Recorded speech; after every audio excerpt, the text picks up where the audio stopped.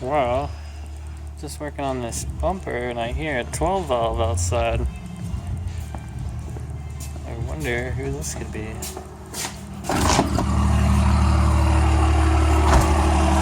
You made it!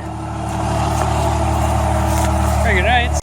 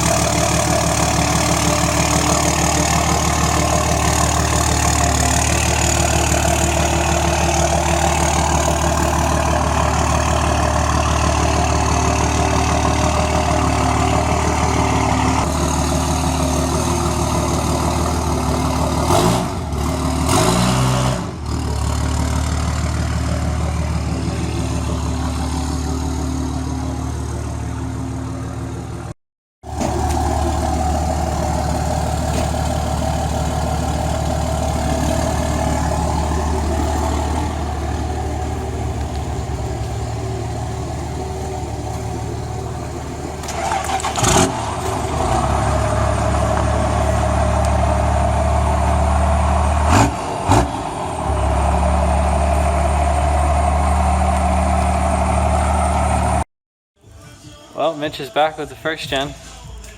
We got a couple things we got to do to it. He wants to build like some leaf spring hangers or something, and had some transmission issues we got to look at. And first of all, I'm telling him we should just get rid of this governor he's got on here and get all the RPMs, because it's just stock governor right now. And we're not going to buy governor springs or anything like that. We're going to build like a shim out of some pipe and try to shim the spring and see what we can do there. But I don't know if I can really see right now. I don't got very good light, but it's down here underneath the fuel shutoff solenoid. There's like a wire here you gotta pull off, like a safety wire, and then we can get in there. Get some better light going here first though. But yeah, look at this. Crew cab, first gen on 37s. How big of a lift, Mitch? 8-inch lift in 37s. Wow. Okay, so we took off this steel shutoff solenoid and this bracket thing here. We got some snippers here, Mitch. And you can see there's like a safety wire in the way. We're gonna cut out of the way now. And then we should be able to see the governor springs in there. And if you can't see them, you just turn the engine over a little bit and then you can pop up, and then we should be able to pull them out.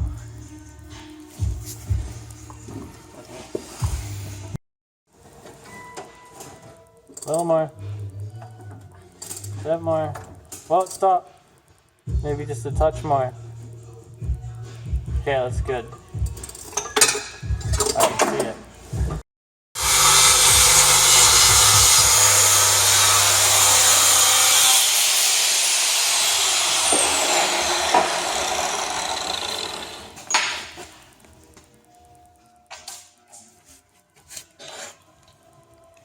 There's a shim. It's gonna go, I don't know what, here it is. It's gonna go on there right like that, and there's a little bit of room for the spring still. And then we'll see how much RPM that gives us. Hopefully lots, so we don't have to do it again.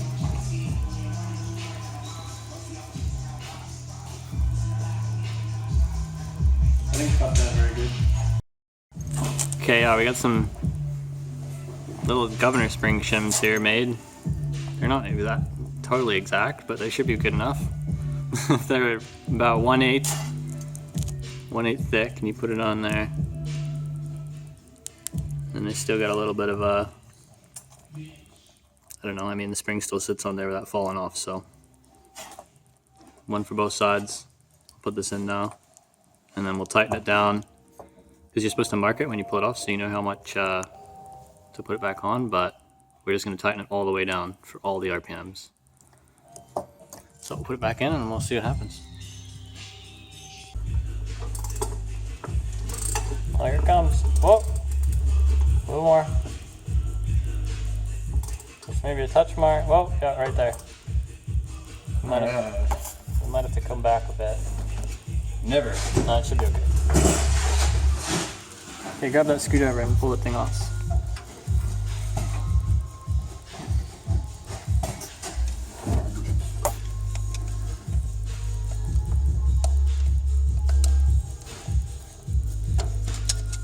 Be careful once it's getting to the end. Don't catch it.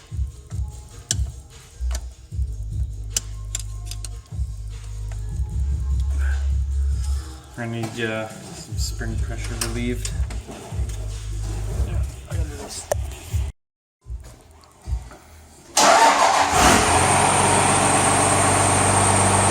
Well, it runs.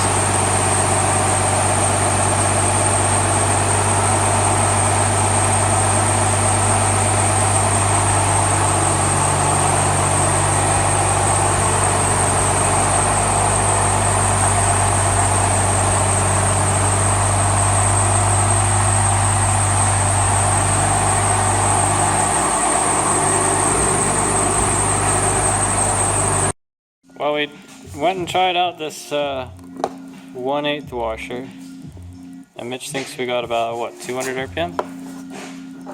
Yep. Something like 200 RPM, so that's not enough. So there you go, if you want 200 RPM you can put a 1/8 shim in there. But I mean, that doesn't do much, so I think we're just gonna swap this spring out with a piece of pipe. Like make a shim, make our own. Make a piece of pipe the same size, and then the governor would just disable it completely. And then the governor is your foot instead. And we'll see what happens.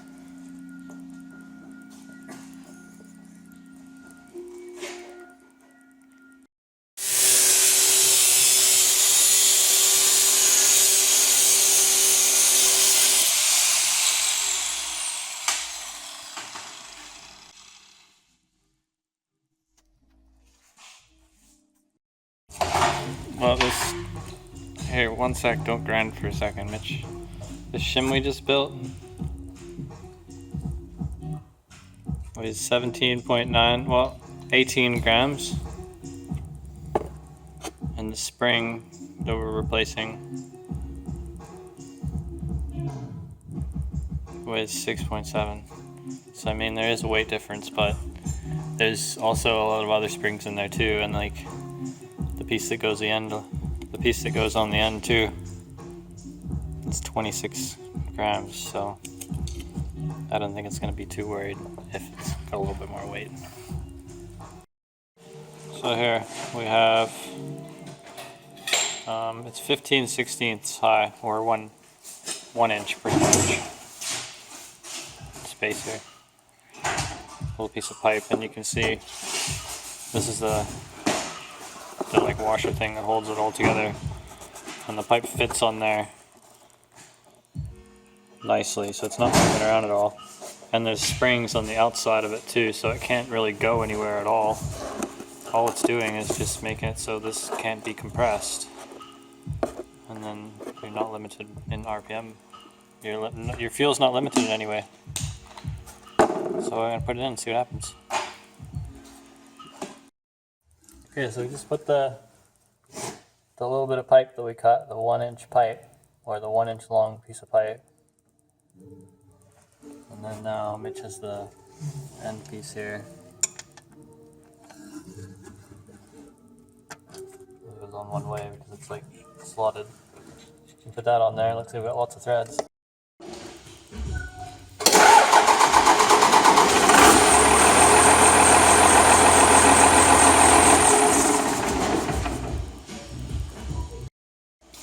Well, we put those spacers in there last night to disable the governor, and we don't have like unlimited RPMs or anything like that because I don't think there's enough timing or fuel to allow you to do that. But it definitely helped a little bit, Mitch says. So now I think we're gonna add a little more timing, and hopefully it helps us get up there a little more, because I mean, you need to add more timing, more RPMs, because there's an ignition delay you need to overcome. So I think we're going to start off with, well, I mean, we're not going to pull the injection pump or anything apart to do the timing. We're just going to get the engine to top dead center with and then pin it. And there's a pin in the back of this case here. And then we can mark it on the pulley. And then we can spin the engine over to when the pump is at the pin to top dead center, and then we can mark it out on the pulley too, and then we'll know what the pump's at and what the engine's at, and then we can divide the circumference of the pulley by 360 degrees and make measurements of how far apart is each degree. And then we should be able to back the pump off through here. I think this just comes off here, this oil fill port, and then advance it to probably like 20 degrees or like 19, 20 degrees, somewhere around there. And we'll see how it goes. Okay, first of all we gotta pull this like timing pin thing out of here. It's like down behind the vacuum pump, I think. Let's see if I can see it. Yeah, it's right there. A lot easier to see on camera than it is to get to, but so Mitch is going to pull it out, and then we can turn the engine over until this little thing, until that little thing here sticks into a pin or a hole, and then we know we're at top dead center, and then we'll mark it on the pulley down there.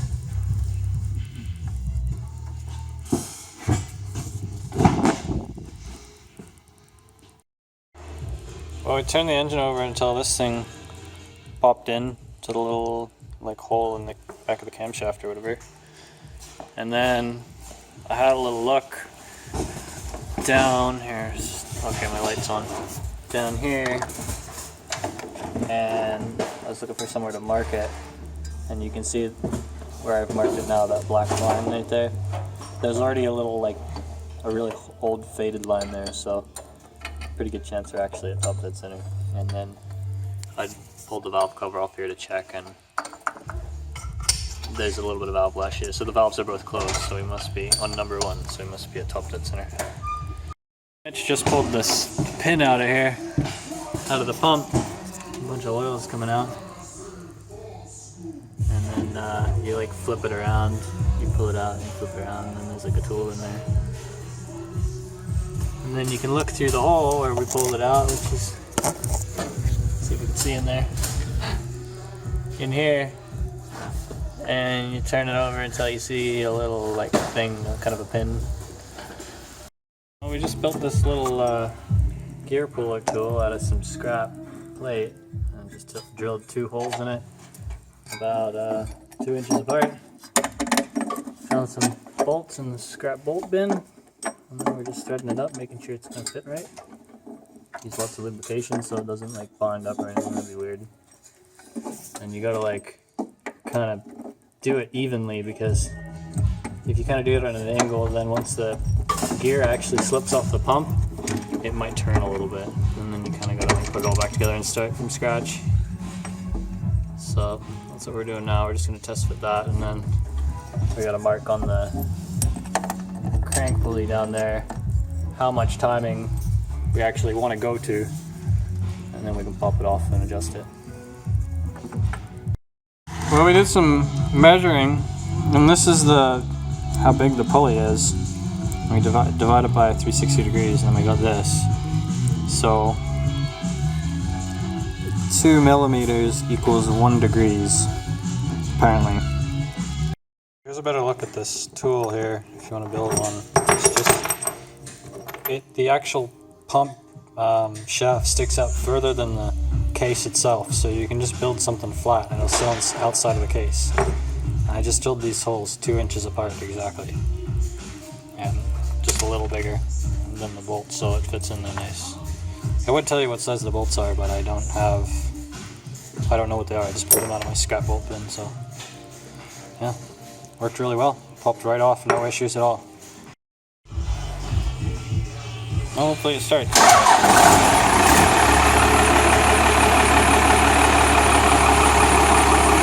Hey, turn it off. I don't want to die of smoke poisoning here. It started right up. It started right up like nothing.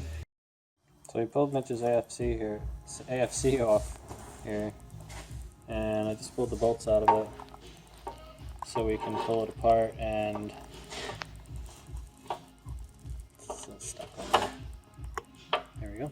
Pull that off there. So this is the diaphragm that gets boost and controls this AFC foot here. So we're going to pull it apart so we can grind off a little bit more here, so it gives your foot a little more travel distance, so you can have a little more like a wider threshold of boost control. So we'll pull all this out here, all this, and then we should be able to get this out. Well, we pulled this thing apart here, and we cut off a little bit off the end of the AFC foot. So now, as your boost pressure comes in here, it allows this to travel further before, I mean, you just have a larger threshold you can control. And then we also came in here to the star wheel in here, which is a spring. And as you tighten it up, it would put more tension on that spring, so you would need more boost pressure to be able to move this arm out of the way, giving you more fuel. So you just, that's tuning on a 12 valve, is you need to find what, you don't want to have too much fuel too soon, because you just be rolling a bunch of coal, but you also need the fuel too to be able to spool the turbo and make more power.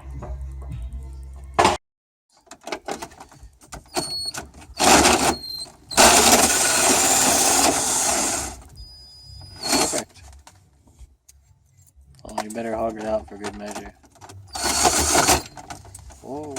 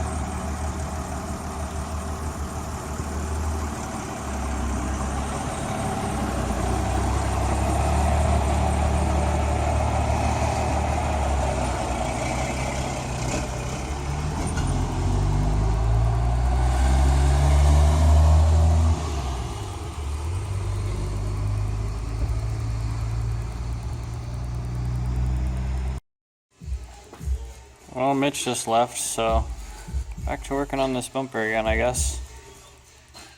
I was thinking everybody who wants to see more of that first gen crew cab, I'll put a link to his channel. He's trying to start a YouTube channel, so go and give him a subscribe and check out his videos. He's just always uploads little things here and there working on his first gen, so if you want to see that thing from his perspective, click the link in the description. But other than that, I'll be back on this thing again. Hopefully get this thing finished in, I don't know, a couple of days here. Painted and finished. And then I gotta get these leaf springs on there too. There's another one back there. And then I got some gauges I gotta put in here too on the pillar. Just a trans temp, an EGT, and a whatchamacallit, boost. And then this thing will be done for now.